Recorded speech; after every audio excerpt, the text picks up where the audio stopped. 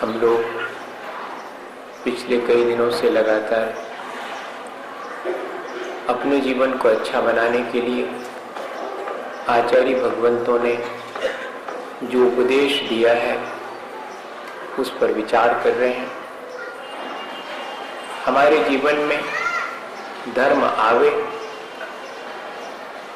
ऐसा हमने पिछले दिनों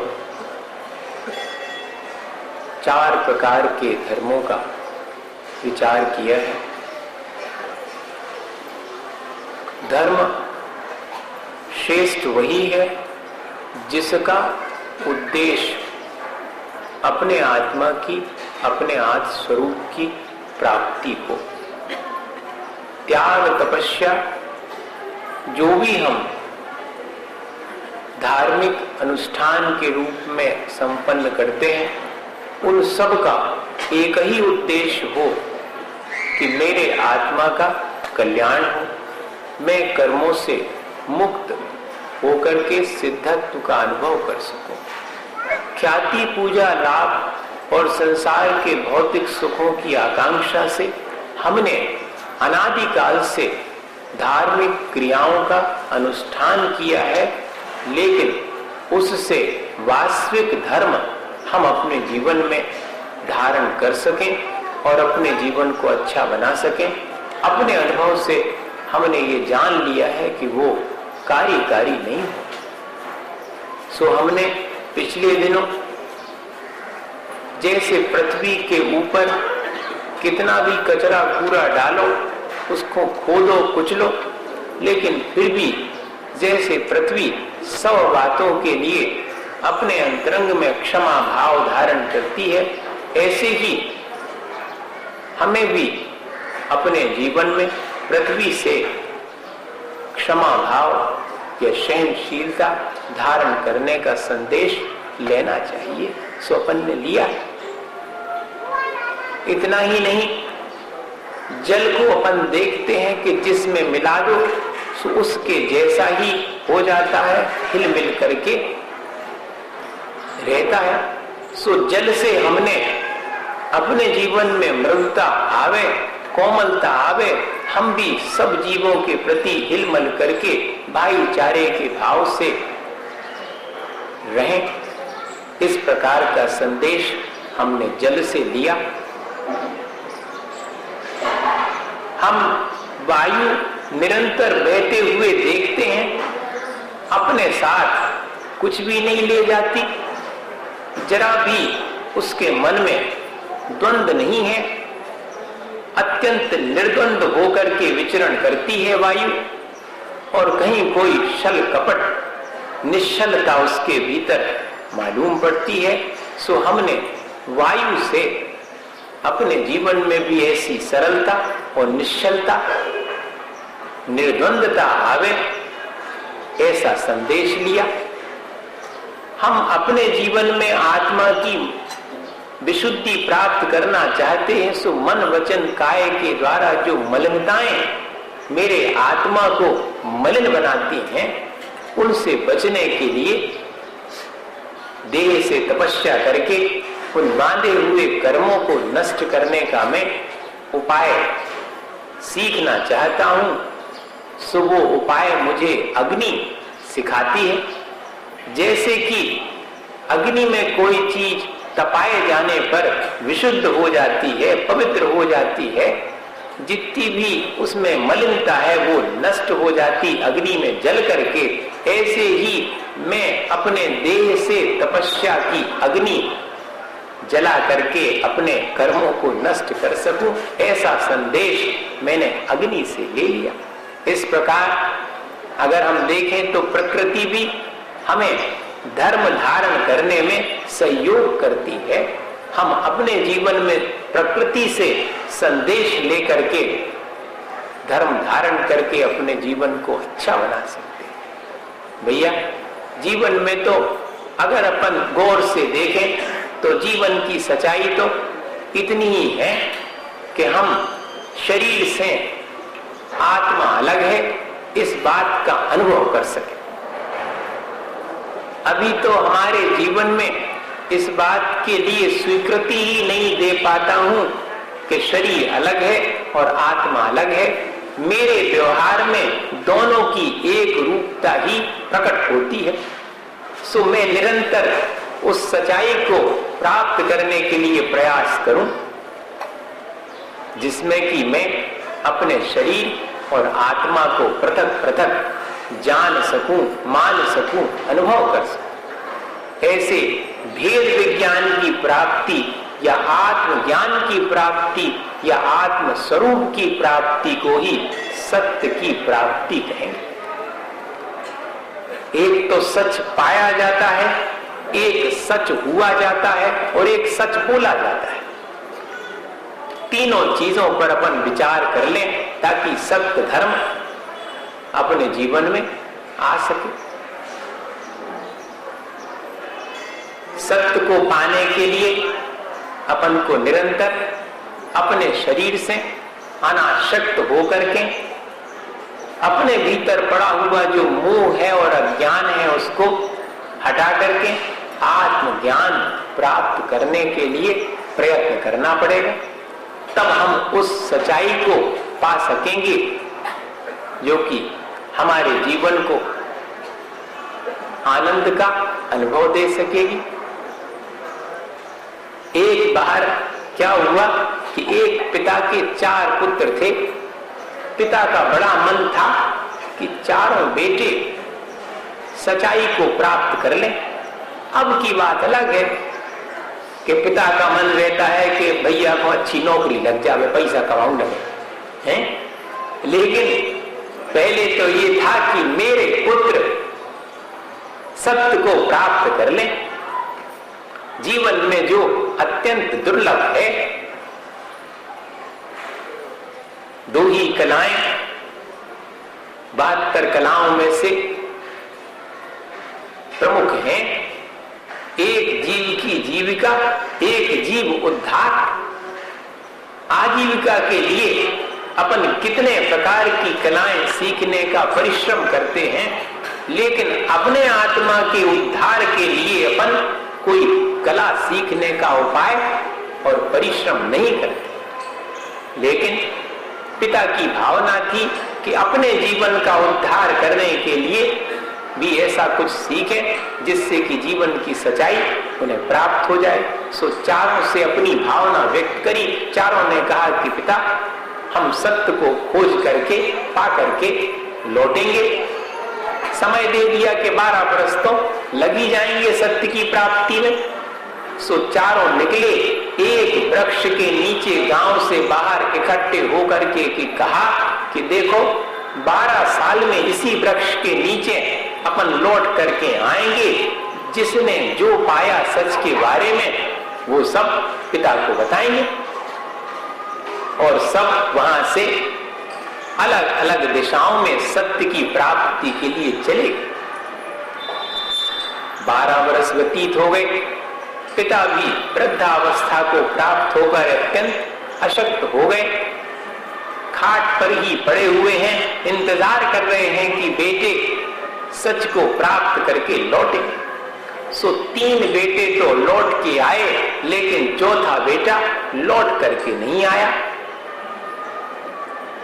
कोई बात नहीं, आ जाएगा थोड़ी देर में, ऐसा सोच करके पिता ने पहले बड़े पुत्र से पूछा कि भाई तुमने सत्य के बारे में क्या प्राप्त किया? तो बहुत सारी ऋचाएं और गाथाएं जो उसने याद की थी वो पिता को सुना दी। उन्हें सुन करके पिता का मन अत्यंत उदास हो गया। दूसरे वाले बेटे की तरफ इशारा किया। उसने खूब सारे सूत्र कंठस्थ कर लिए थे, सो सब सूत्र पिता को सुना दिए। लेकिन पिता इससे भी संतुष्ट नहीं हुए कि तुमने सत्य पा लिया है। तीसरे वाले पुत्र की तरफ देखा उन्होंने, तो तीसरे पुत्र ने भी विभिन्न ग्रंथों की जो अच्छी अच्छी बातें थी सब धर्मों में, सो उन सबको सुना दिया। तीसरे पुत्र से भी पिता अत्यंत असंतुष्ट होकर के, अशक्त तो पहले से थे ही, अपने बिस्तर पर बैठ गए कि चौथे पुत्र का इंतजार करें।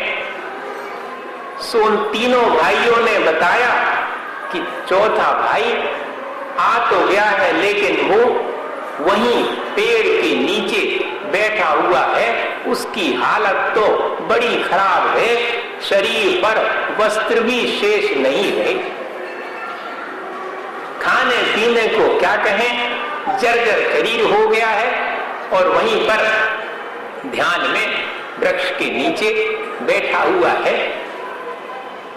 पिता अत्यंत अशक्त हो गए, लेकिन उनके अंदर उत्साह आ गया कि मैं चौथे वाले पुत्र से मिलूंगा और पूछूंगा कि तुमने सच प्राप्त कर लिया। और तीनों पुत्रों के साथ वो गांव से बाहर वृक्ष के नीचे जहां चौथा पुत्र बैठा था वहां पहुंचे। जाकर के देखा कि अत्यंत निर्विकार दशा में और पुत्र ध्यान में लीन, चेहरे पर अत्यंत शांति और आनंद बिखरा हुआ है, बैठा हुआ है। उसे देख करके पिता को अत्यंत उत्साह हुआ, अत्यंत प्रसन्नता हुई, और उन्होंने तीनों से कहा कि मेरा जीवन सार्थक हो गया, मेरे एक पुत्र ने सत्य को प्राप्त करने का साहस कर लिया।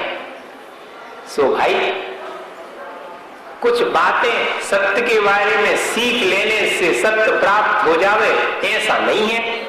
सत्य को प्राप्त करने के लिए जो बातें अपन ने सत्य के बारे में जानी हैं, उनको अपने आचरण में लाने से ही सत्य को प्राप्त कर सकते हैं, ऐसा अपन को विचार करना चाहिए।